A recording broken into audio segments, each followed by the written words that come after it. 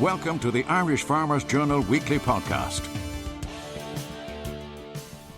Hello, Patrick Dunno here, news editor with the Irish Farmers Journal, and welcome to this week's podcast. I'm joined now by Pat O'Toole from the Irish Farmers Journal news desk and our agri-business editor Owen Lowry to discuss Glanbia co-op shareholders who will vote next week on a number of issues, including the establishment of a new entity called Glanbia Ireland, as well as the spinning out of some €100 million worth of shares. Owen, first of all, you're welcome. Secondly, what does all this mean? What does this mean for farmers? I suppose, well, there's a lot of things going on here. There's three main key points to it. The first is that the co-op is proposing to buy the Dairy Ireland business from the PLC, which sits 100% at the moment within the Glanbia PLC business. So they're proposing to create a joint venture, which will be 60% owned by the co-op and 40% owned by the PLC, called Glanbia Ireland. Within that then, that really will see the consumer foods business move across into this Glanbia Ireland along with the agribusiness, and see the GII business that is already in a joint venture arrangement, 60-40 between the PLC and the co-op, move into the GII business or Glanbia Ireland business. Complex enough, Owen. It's not past maths type here they're talking about. It's fairly complex type of stuff. Why is the PLC selling this? Well, first of all, to buy this business, it's going to cost them 112 million, and to do so, they're going to sell down 3% of their PLC shareholding to fund it. Why would the PLC be doing it? I suppose if we look at what the PLC is today, the PLC is a performance nutrition business predominantly, and an ingredients business. 70% of its profits come from those two divisions. It then has its Dairy Ireland business, which is consumer foods, and its agribusiness, which make up about 10% of profits. What they're envisaging doing is, I suppose they want to give clarity to their business model. This is what Glanbia has been trying to do over time with all its primary dairy processing. If we look at the Glanbia model across between America and in Ireland, what they've done in GIIs is that the majority of their primary processing is now in joint venture arrangements. They have Southwest Cheese. They've now just recently announced a joint venture with Michigan, a group of co-ops in Michigan, and this is the natural evolution of it.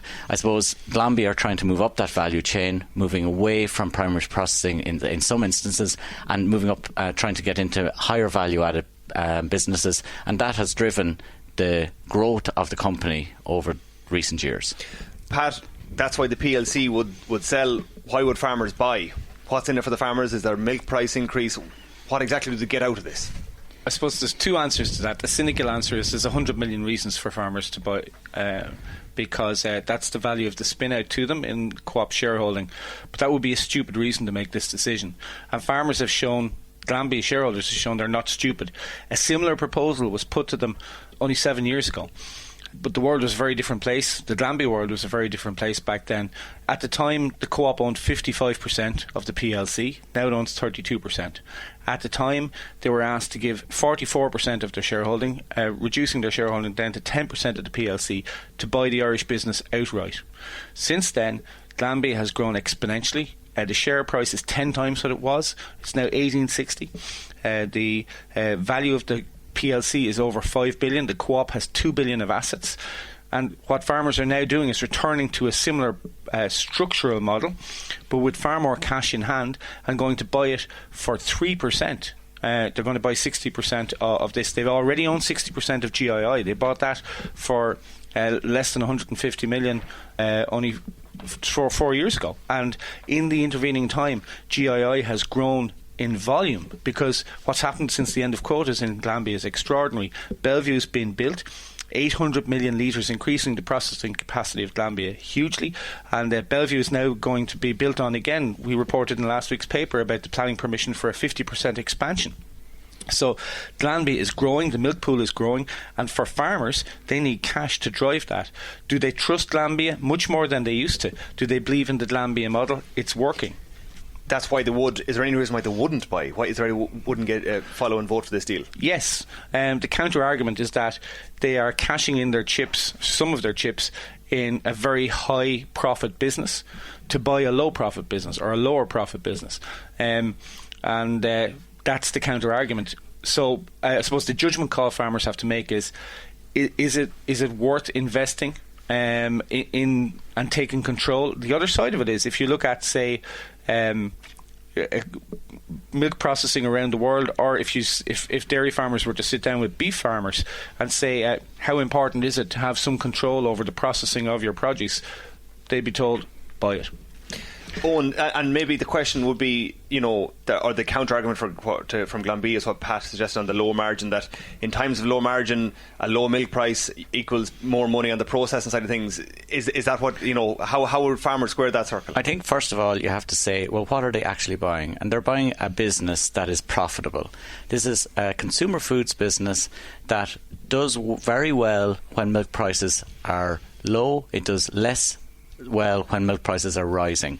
So it operates as a natural hedge in a business that is a dairy ingredients business and a consumer foods business. So it has that option first. Secondly, yes, it is a lower margin business than the high performance nutrition business, which is double digit margins. But margin's only one element when you're looking at return on investment. These businesses, both the agribusiness and the consumer foods, are cash generative businesses. So, and there's very little.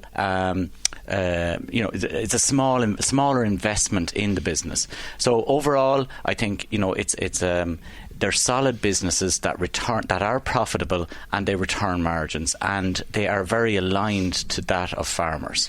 Pat, you're somewhat of an oracle on farmer votes involving Glanbia. Just take us back to the last, as you say, 7 years on significant shareholder votes in Glanbia. And is the question that, by the number of this, is Glanbia moving further away from the farmer? Well, sort of back to the future, really, because this proposal mirrors the original one, which was voted on in Piltown in 2010. It was rejected narrowly, but farmers needed to support it by a 2/3 majority. This one simply requires a simple majority, similar to the decision to buy GII, Glanbia Ingredients Ireland, which is the dairy business, and that passed comfortably. There was a spin-out attached which required a 2/3 majority at the time. That passed comfortably. Farmers voted to give themselves the money, understandably. Similar process here. It's difficult to see how this will fall short.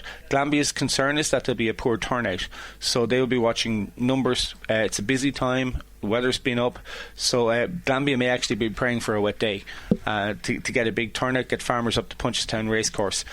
I suppose the other key issue, of course, is that agribusiness is the other side of this. Glanbia are the biggest for non-dairy farmers, and 2/3 of the co-op are non-dairy farmers. Glanbia are the biggest purchasers of grain in this country. They're the biggest sellers of animal feed. There's a huge fertiliser wing, and an awful lot of farmers buy their bits and pieces in the Glanbia stores around the region. So, that business is important to farmers' day-to-day activity. The reality is that it doesn't sit comfortably in the big global PLC that Glanbia has become. What future would it have were farmers to vote this down? So, it's not a zero sum. If farmers were to reject this, Glanbia PLC would have to make decisions about what suits and what doesn't, and what they sell and what they keep. With that in mind, the board has unanimously supported this proposal. The 70-strong council, made up of farmers from all around the regions, has unanimously supported this proposal. And I think Siobhan Talbot can be confident that the proposal which her and her management team have brought to the table will be adopted next week. Owen, finally and briefly to finish on, what does this mean? What has the announcement of this planned shareholder vote done for the share price over the past few months? Has it dropped, increased in any way? Yeah, well, even if you just go back to when GII, the value of the share when GII was in 2012, it was worth €5. Since then, it's gone up 2.5 times. The share price has gone up to €19. Since the announcement of this proposal, the share price has, I suppose, surged nearly by €2 a share, which is very significant. And that is down to, partly maybe some of it could be market, but a lot of that is down to investors seeing more value in and more clarity around the Glanbia business model. So I think that bodes well. The Glanbia share price, it is highly valued today at about 26 times earnings. Again, Glanbia is valued at $5.5 billion.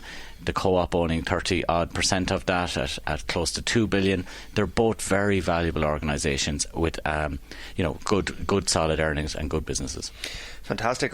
Thank you, Owen and Pat. You've extensive coverage in this week's Irish Farmers Journal, and you'll be reporting live, Pat, from the shareholder vote next Thursday, the 18th of May. Both, thank you very much. Thank you.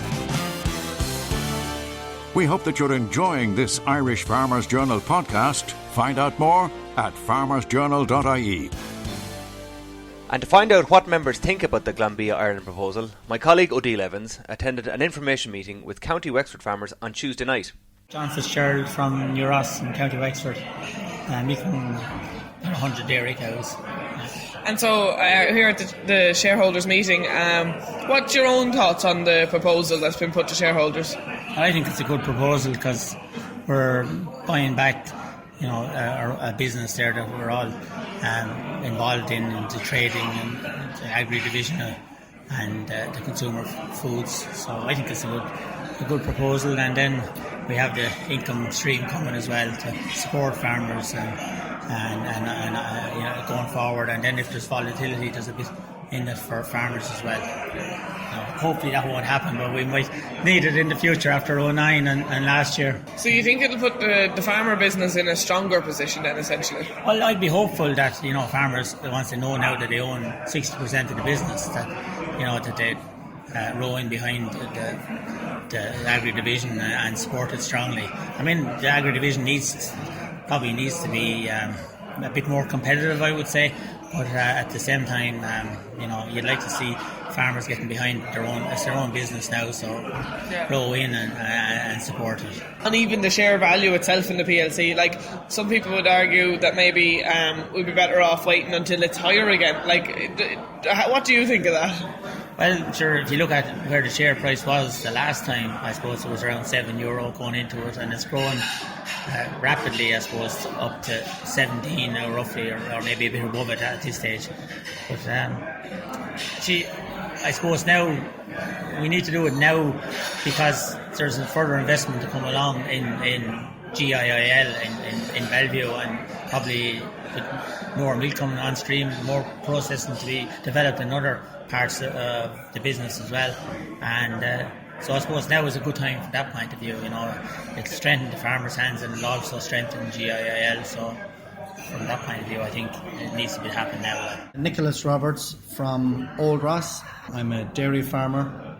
And so we're here at the shareholders meeting tonight, and like I say, they presented a number of proposals. What do you think yourself? I think proposals are good for the farmers. I think it's something that will benefit the farmers long term.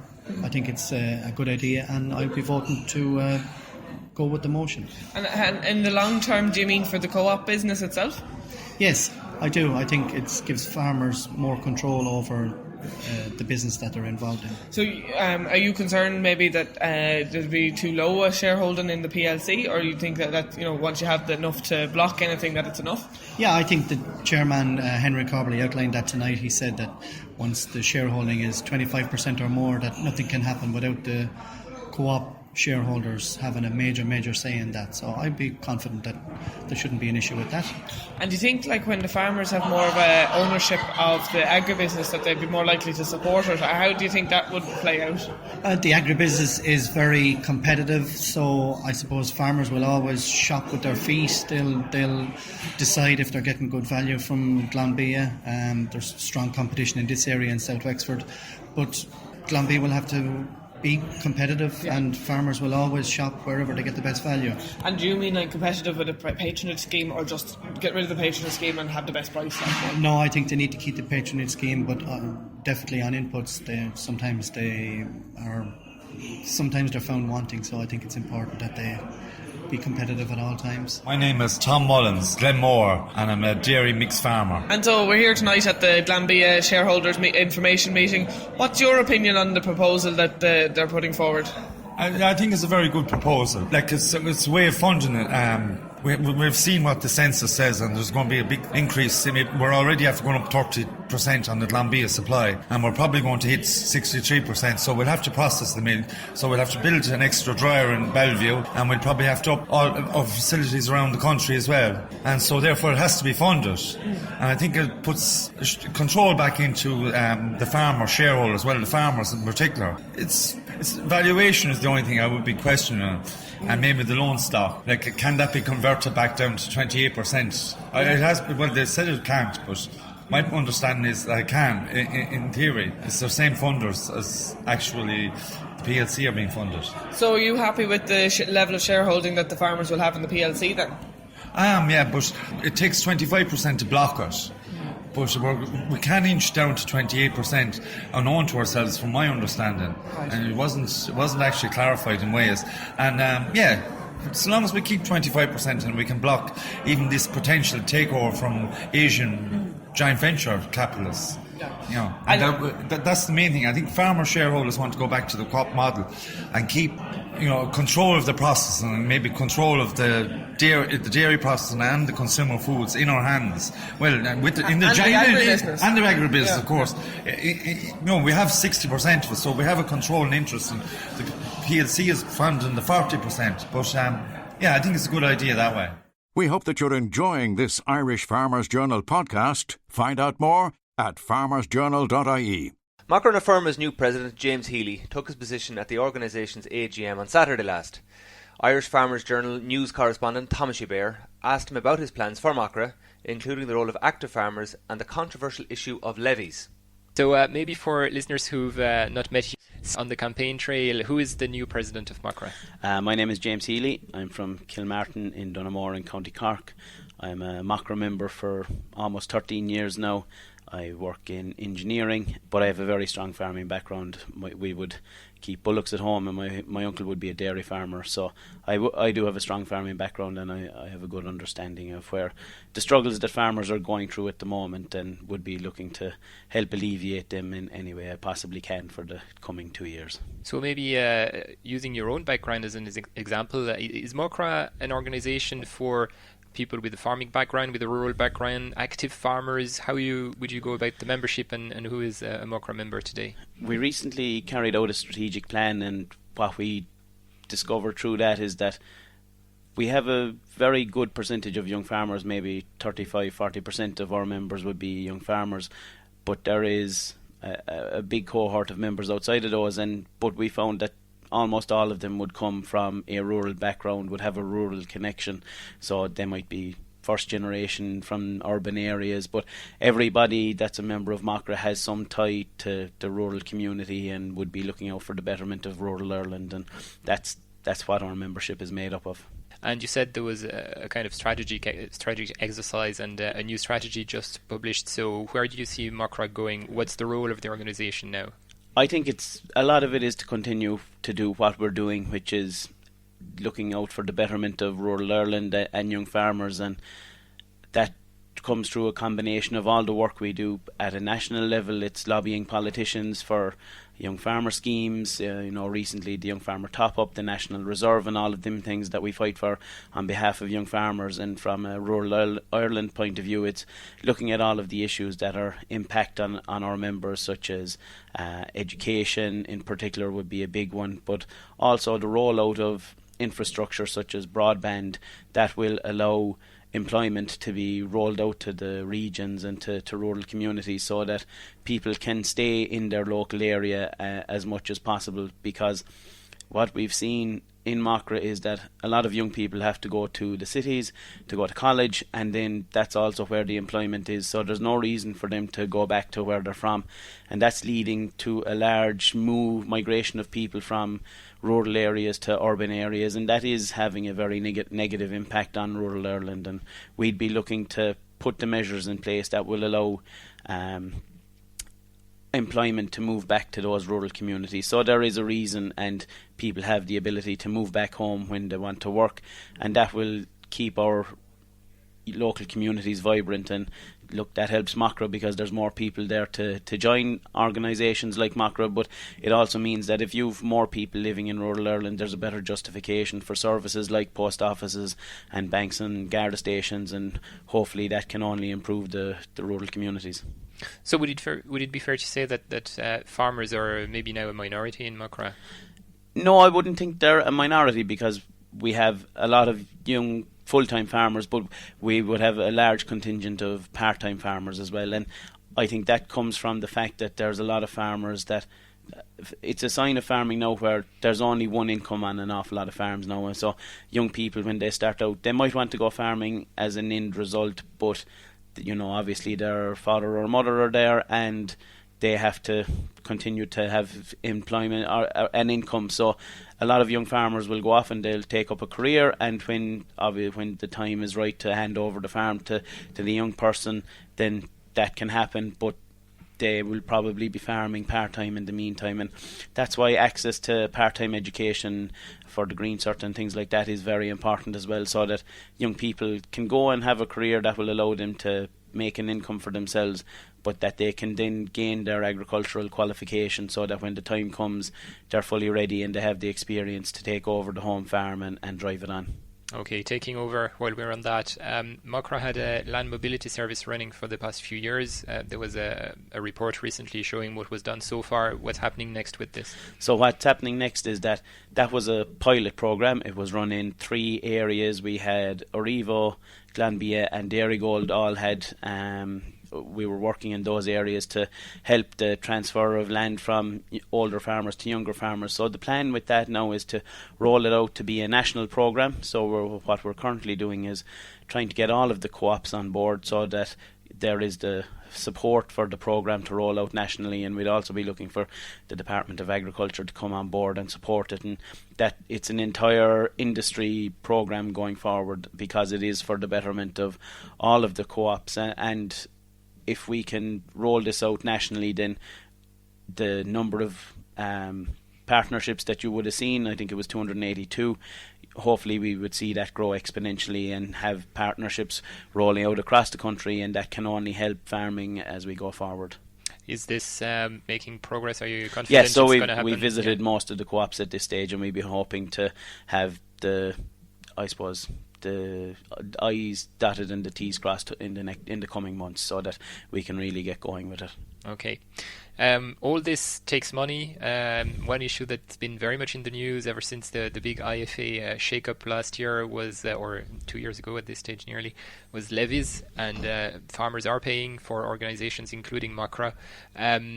Some of them have decided to stop. Can you understand that, and what can you say to those who are touchy about paying those levies?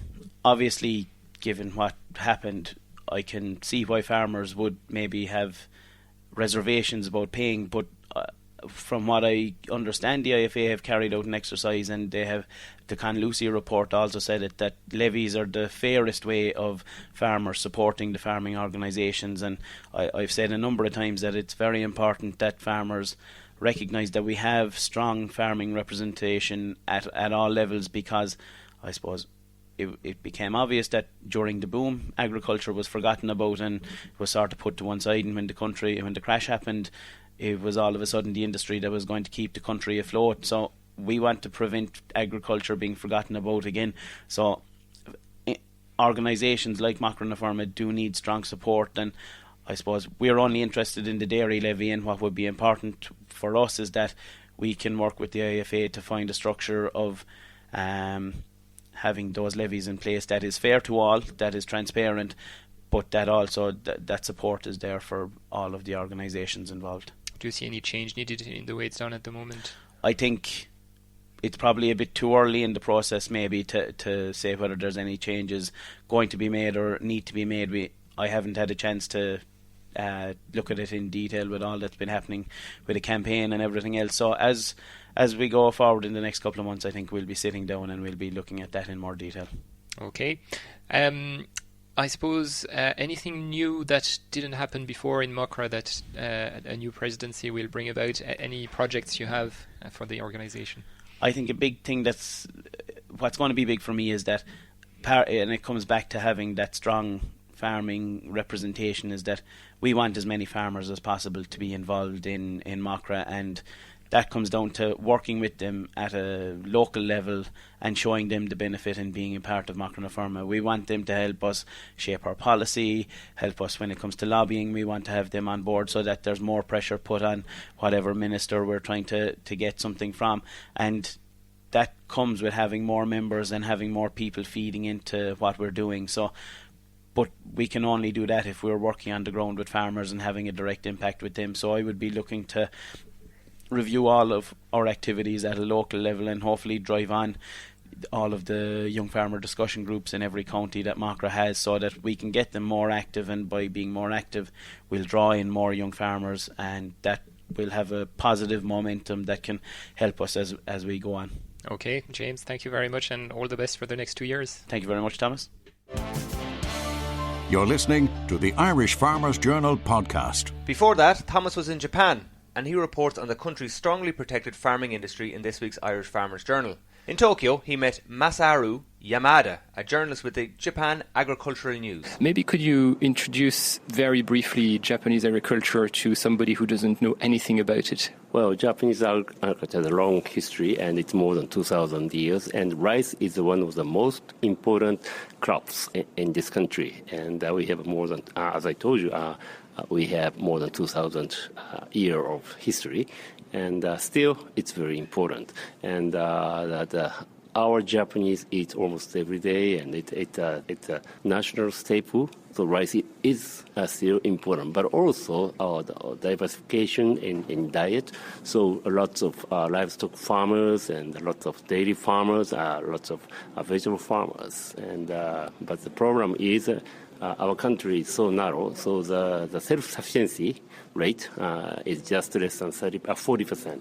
It means more than 60% of food is coming from abroad. And where is it coming from at the moment? Well, mainly from the United States, Australia, and China. I visited farmers, and I think I was in Hokkaido, which is maybe a bigger farming area and less traditional, a bit more modern, with a lot of dairy farming and beef farming. But some farms are very small. I heard maybe less than a hectare. Can you explain that? Well, statistically speaking, an average Japanese farmer has less than 1 hectare, includes the part-time farmer and retired farmer. So when it comes to professional farmer, probably the average should be something like 2-3 hectares or 4 or more. And these days we can see the large operations with more than 100 hectares. But still, the average is far smaller than yours. You took me to meet people in JA, and JA is everywhere. They have stores in the countryside. They have a big skyscraper here in Tokyo. Who is JA and what do they do? Well, JA is a Japan Agriculture Cooperative, and this is one of the largest farm organizations. And as Thomas said, it's everywhere, and lots of offices. And basically, it's an agriculture cooperative, and the main members are farmers. And it's not just buying and selling grain and milk and meat that they do. They have a lot of businesses, don't they? Yes, not only selling, buying food, but yes, they have several functions, including banking, including insurance, including other functions for life assistance and etc. etc. So it's very multifunctional agricultural cooperatives. Now, we were just talking a minute ago about where Japan is sourcing its food and importing from, and there is a lot of trade negotiations going on at the moment. There's the TPP with the US that President Trump has sort of stopped for the moment, and there's negotiations with the EU as well. How are Japanese farmers considering this drive for trade? Well, generally speaking, as I told you, that Japanese farmers have difficulties with the flow of imported food. So naturally, Japanese farmers are not in favor of the trade negotiation with other countries, including United States or even with European unions. Do they feel that you could bring down prices or compete with them? Oh yeah, that's what we have seen in the past. The government has already said that it doesn't make any bad, and we have some good good thing for you. So there won't be so big deal. But actually, the agricultural production in this country has been decreased significantly, and I believe it's somehow related to the market opening in the agriculture. And yet we've seen very high prices in shops here in Tokyo. Like steak is usually 50 euros a kilo if you translate for European customers. That sounds very, very high. Why is that? Well, yeah, that's right. You can see the very expensive meat, but on the other hand, you can see the significantly cheaper meat, say from Australia or United States. So Japanese consumers are ready to pay high prices for domestic, high-quality premium beef.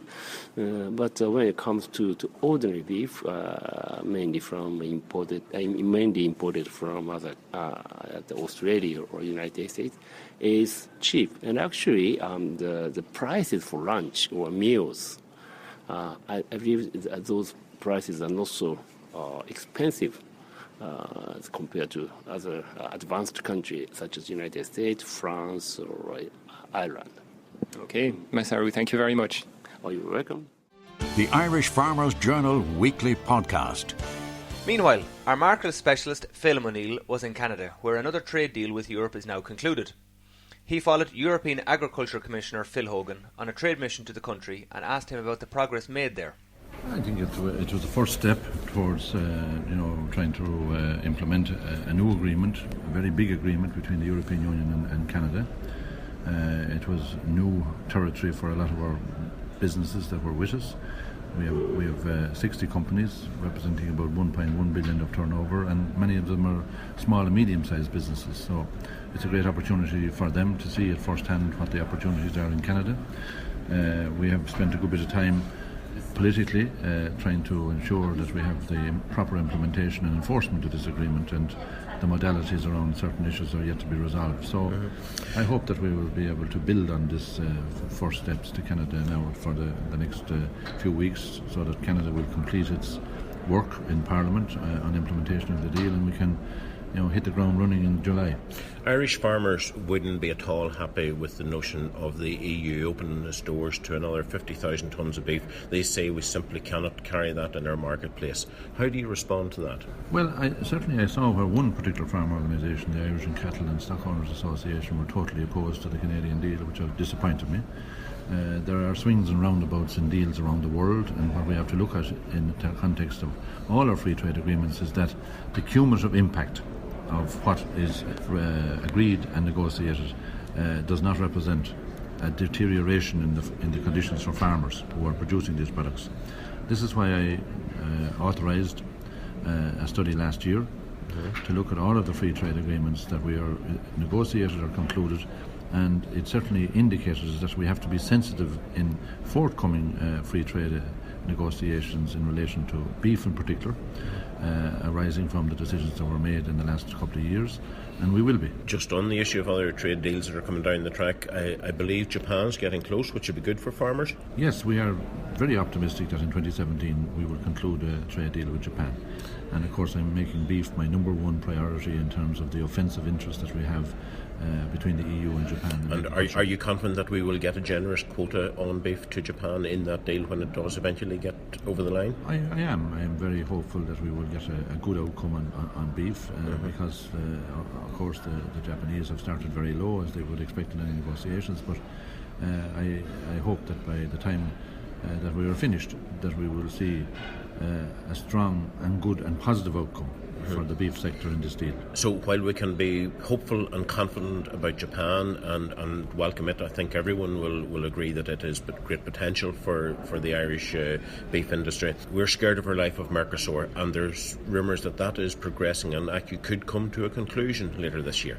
I would expect farmers that they should be certainly nervous about any deal where it would be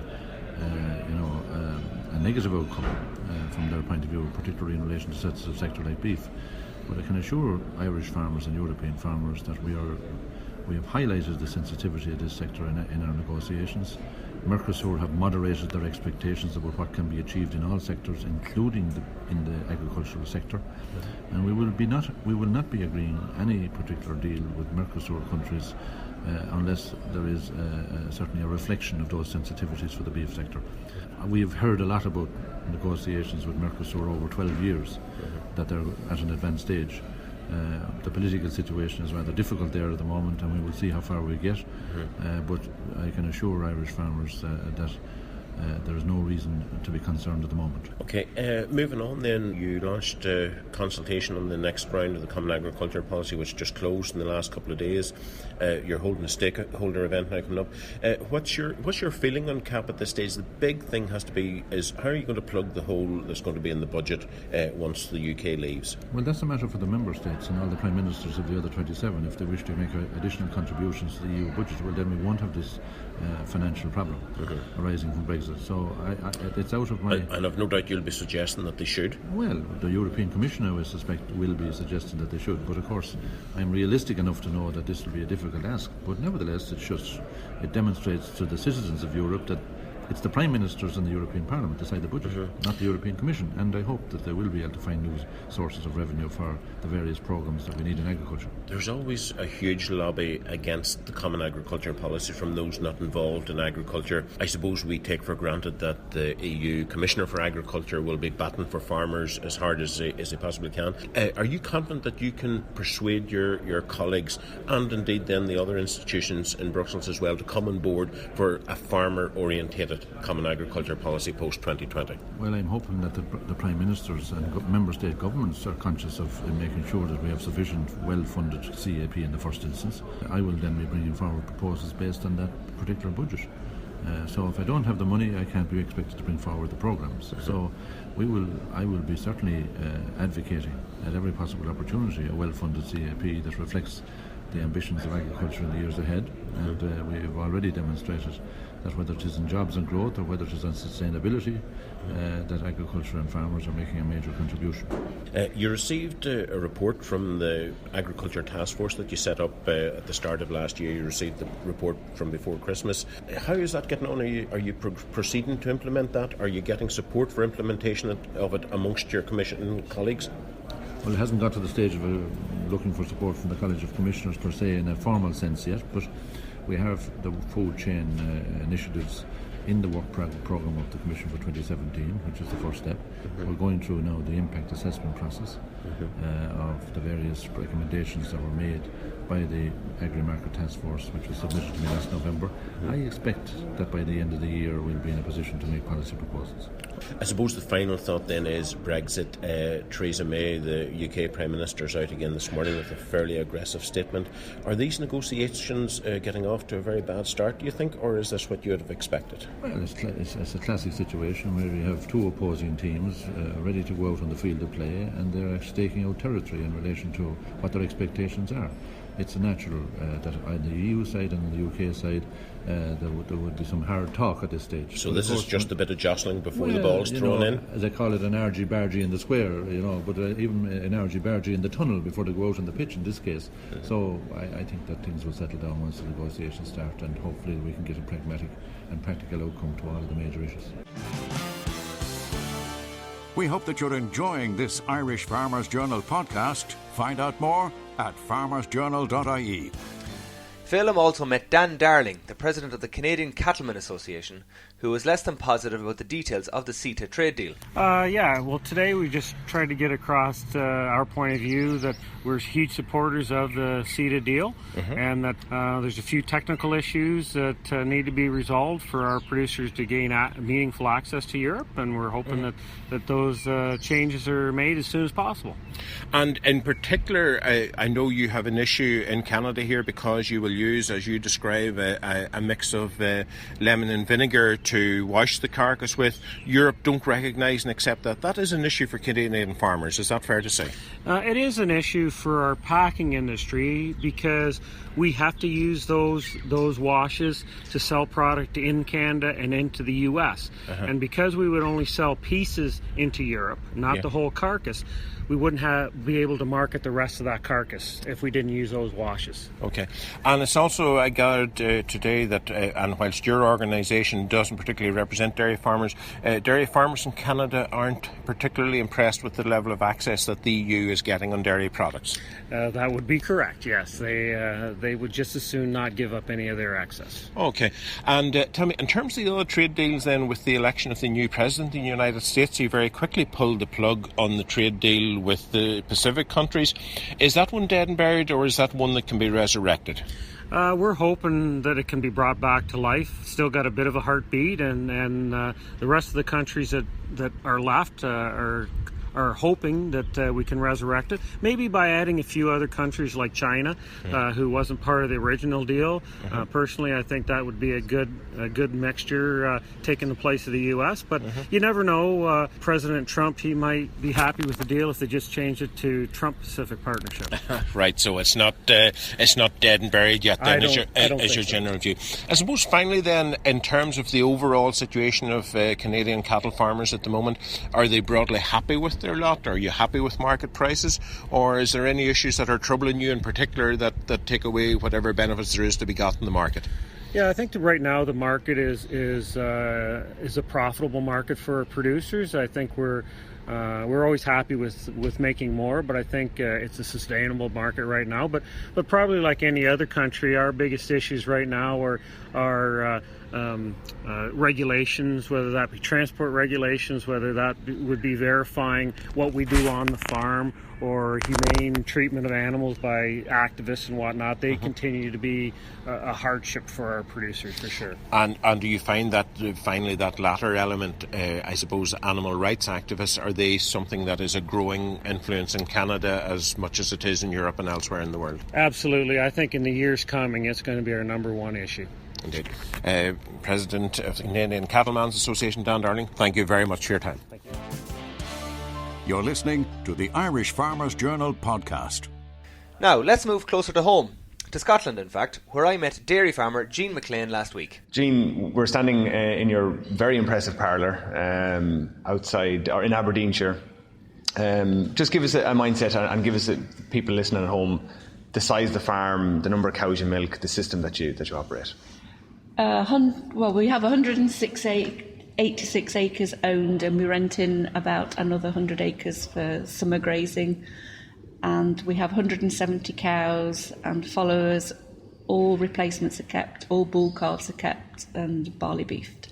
And it's a purebred Holstein cow?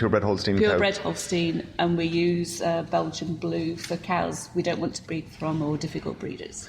Milking 3 times a day, which is very unusual for our listeners in Ireland. It's the decision behind that. You're going for high output. High output, yeah, we're about 10,500 litre average. And when we went 3 times a day milking, we got a 15% increase in yield over all cows, whether they were calved 30 days or 200 days. It was across the board. And the late lactation cows, we feel, actually benefit from it as much as the early lactation cows. Yeah. And where does the milk go? It goes to Mullins. They pick it up, and it's now hauled down to Glasgow. For processing.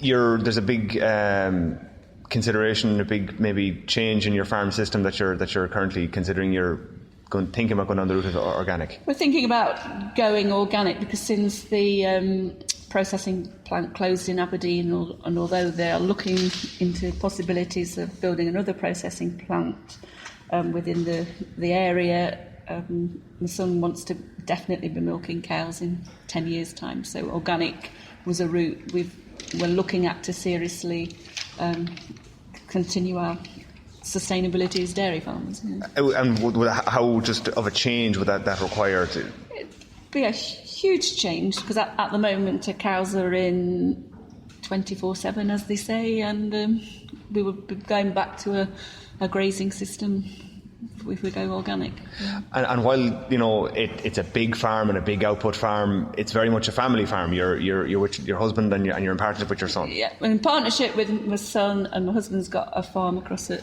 Turriff as well, which is a separate business. Yeah. And how has it been, mother and son, running a successful dairy farm?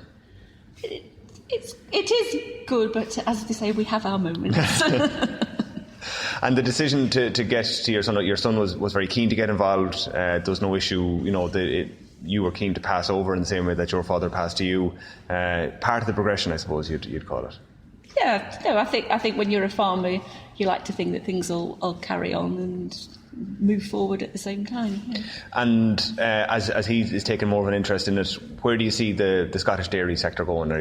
Obviously you are making a change, but the overall vision and future for it. I would hope that there is a sustainable dairy industry, because it's not just us as dairy farmers, it's a knock-on effect within the whole ancillary industries, and there's a lot of people gain employment, not just people working on farms, people in the supply industry. There's a lot of jobs involved there as well. And finally, just give us a bit of insight into your breeding and your breeding selection, apart from the Belgian Blues to Macra. We're very much pure pedigree Holstein, and we look very critically at bull proofs. We have a very select criteria. We're looking for production, but we're wanting high fat and protein bulls as well, and good type. And good health traits. So we're wanting a good all-round bull, which you can achieve, but there's a lot of things we'll just high pins and short teats. We just knock a lot of bulls out straight for that. So that knocks your selection down quite a lot. And then we want to go for positive fat and protein percentages. And it's hard. and finally, the fat and protein that you're getting at the minute. Protein 3.01, butterfat 385. And we really want to be up at 4%, because with the new milk contracts that's come in, you're getting quite a considerable deduction now for under 4%. Yeah. The Irish Farmers Journal Weekly Podcast. Finally, let's toast the Irish gin industry, which is going through a true revival. Many of the Irish brands will be showcased at next weekend's Burren Food Festival, and Irish Country Living consumer editor Ciara Leahy tells us more in conversations with features editor Maria Moynihan. Hi Maria, yeah, Irish gin, there is some story in it, there really is. Recently I was at the West Waterford Food Festival, which hosted a very similar kind of gin talk, which was extremely interesting, and a similar one's going to take place at the Burren Food Festival this weekend, and really there's a lot to talk about. In fact, it's safe to say that at the moment the whole gin industry is having a party and everyone is invited. I mean, there's so many different concoctions now, paired with sprigs of thyme and basil leaves, raspberries, topped with poacher's tonic, fever tree, even sipping it neat. Really, gin is the in thing. And gone are the days where you walk into a bar and, the default is a Cork's Dry Gin and Schweppes tonic. That's now gone. Yeah, that's gone. Now it's an interrogation. Yeah, now it's an interrogation. What type of gin do you want? What type of tonic? There's no kind of default anymore. And there is really great choice. I mean, obviously there's gins coming from lots of different countries, but just from Ireland, back in 2015 there were only 3 Irish gin distillers in the country. Now there's over a dozen Irish gins. Oh. Yeah, it's really interesting, and I suppose it's very quick, and many of these companies could see this trend forming in the States and the UK, and now they are just riding on the crest of the wave. Okay, and for the article you focused on 4 in particular, so do you want to tell us a little bit about that? Yeah, there's a selection of companies that are going to be talking at the Burren Food Festival, including Blackwater Distillery, which is one of the companies that we have featured this week. I mean, it's a really, really interesting story. The guys are Peter Mulrine and Kieran Curtin, and they're based down in Blackwater Distillery down in Waterford, and it's just on the bank of the river, and they're using that pure, fresh, crisp water as their inspiration. I mean, their original idea was to make whiskey, but whiskey has to be mature for 3 years. It's a long-term project. So in the meantime, they're having a bit of fun with gin, and their first pursuit was the number 5 Blackwater, and you know what? They actually beat Hendricks and Bombay Sapphire in a blind taste test at the IWSC International Wine. Fantastic. For a small startup. For a small startup, that is really significant. brilliant. One of their newest ventures, and it's really quirky, is that they have Wexford strawberry gin. Now, look, good gin, like really good gin, is quite simply summer in a glass. And what defines Irish summer more? Wexford strawberries. So they literally put it in a gin, and it's not like it's a gin liqueur, it's not sickly sweet, it's much more kind of they're using the strawberries as a botanical, and you'll pick up notes of rosehip and blackcurrant and a slightly jammy strawberry scent on the note.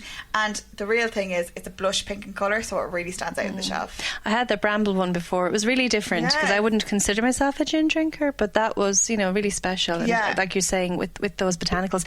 So can you tell me a little bit about, you focused on Drumshanbo as well, I think? Yeah, Drumshanbo is really interesting as well. That's PJ Wrigley, and they started in the Shed Distillery over in Drumshanbo, and people will know this gin because it's the blue bottle. It's becoming really signature across the countries. It's this lovely, beautiful bottle, and he was, well, all the other companies are really focused on Irish, and Irish is very strong for Drumshanbo.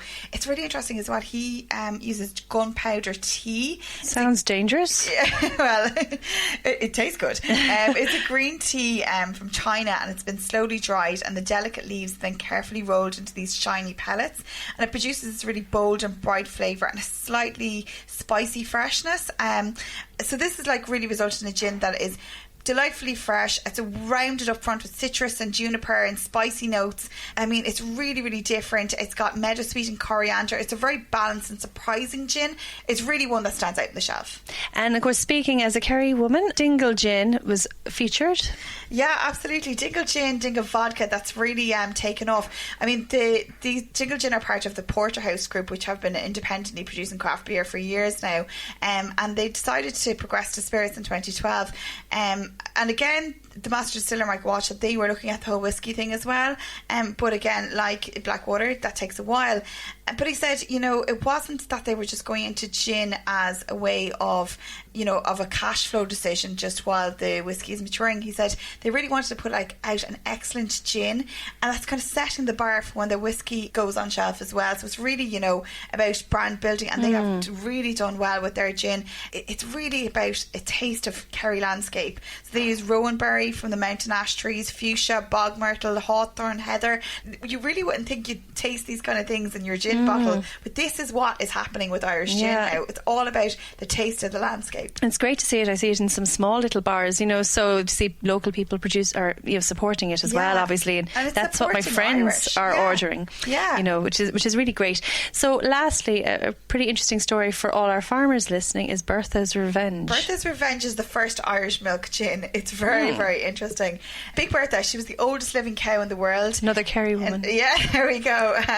You really like your gins there, Jen. Kerry, don't you, Maria? She was 48 years old when she died, and she gave birth to 29 calves. Jeepers. So when Justin Green and Anthony Jackson from Ballyvillan House decided that they were going into the gin business and they were going to use whey to create the first Irish milk gin, well, look, Bertha was the inspiration.